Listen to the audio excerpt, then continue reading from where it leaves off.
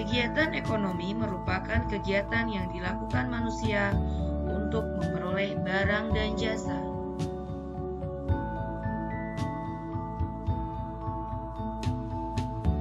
Berikut jenis-jenis kegiatan ekonomi masyarakat. Pertanian. Orang yang bekerja dalam bidang pertanian atau orang yang mengolah tanah disebut petani. Petani sawah. Petani yang mengolah sawah untuk ditanami padi sebagai makanan pokok. Petani ladang. Mereka mengolah lahan kering seperti kebun dan tegalan. Tanaman yang ditanam biasanya sayur-sayuran dan buah-buahan. Petani penggarap adalah petani yang menggarap tanah orang lain dengan sistem bagi hasil. 2. Perkebunan. Perkebunan merupakan pertanian dalam skala yang lebih besar. Perkebunan dibedakan menjadi tanaman semusim.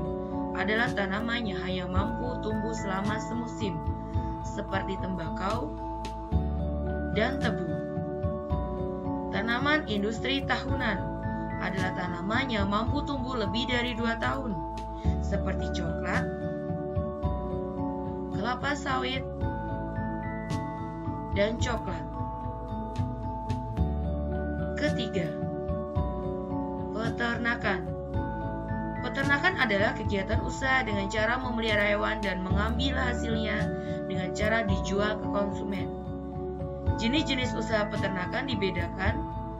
Peternak hewan besar adalah peternak yang memelihara hewan besar seperti sapi dan kuda.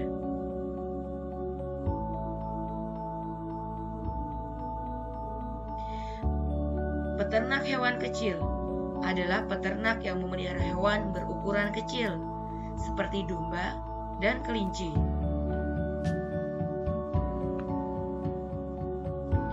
Peternak unggas adalah peternak yang memelihara hewan unggas seperti ayam, bebek, dan burung.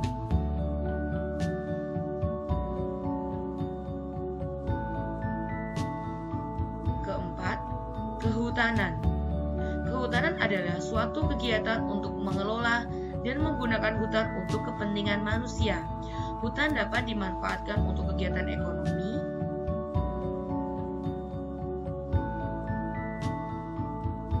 seperti kayu yang dijadikan sebagai pintu dan bahan bangunan untuk rumah.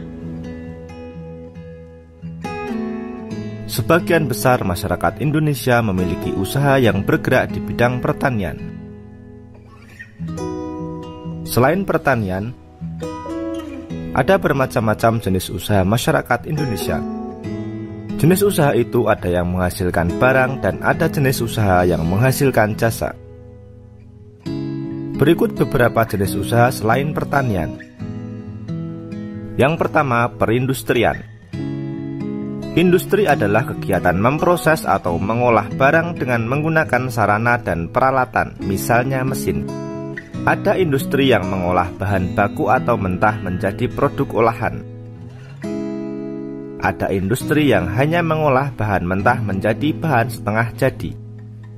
Ada pula industri yang mengolah bahan setengah jadi menjadi bahan jadi. Ada industri besar dan industri kecil. Industri besar menggunakan peralatan, modal, dan tenaga kerja dalam jumlah yang besar. Sedangkan industri kecil menggunakan peralatan, modal, dan tenaga kerja dalam jumlah yang lebih kecil. Yang kedua adalah perdagangan.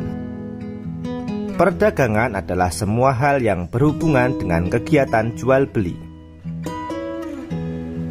Pedagang membeli barang atau jasa dari suatu tempat pada waktu tertentu, kemudian menjualnya ke tempat lain dengan tujuan memperoleh keuntungan. Tanpa adanya perdagangan, setiap orang harus memproduksi sendiri segala kebutuhan hidupnya. Dengan adanya perdagangan, produsen menjual hasil produksinya pada konsumen. Barang-barang yang diperdagangkan antara lain bahan makanan, pakaian, hewan, barang elektronika, kendaraan bermotor, dan sebagainya. Yang ketiga adalah jasa. Jasa adalah segala aktivitas atau manfaat yang ditawarkan kepada orang lain atau konsumen. Meskipun tidak menghasilkan barang seperti misalnya industri konveksi menghasilkan pakaian, usaha jasa memberikan pelayanan kepada konsumen. Contoh pekerjaan yang menjual jasa adalah guru, pengacara, dokter, montir mobil, jasa keuangan, pemandu wisata, dan sebagainya. Video ini akan membahas tentang kegiatan ekspor dan impor.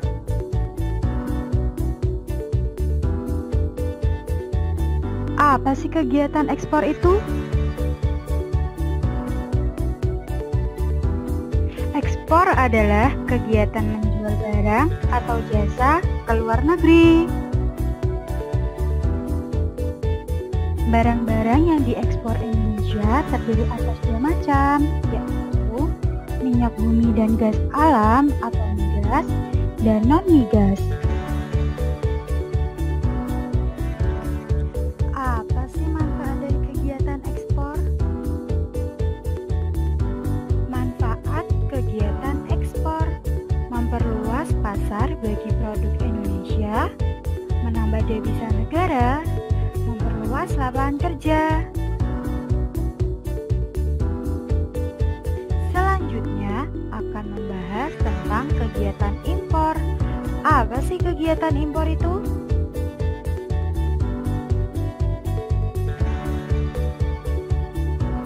Impor adalah kegiatan mendatangkan atau membeli barang atau jasa dari luar negeri.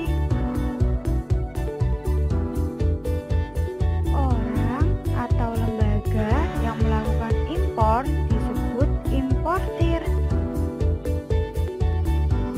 Indonesia mengimpor barang-barang konsumsi, bahan baku dan bahan penolong, serta bahan modal. Apa saja ya manfaat kegiatan impor?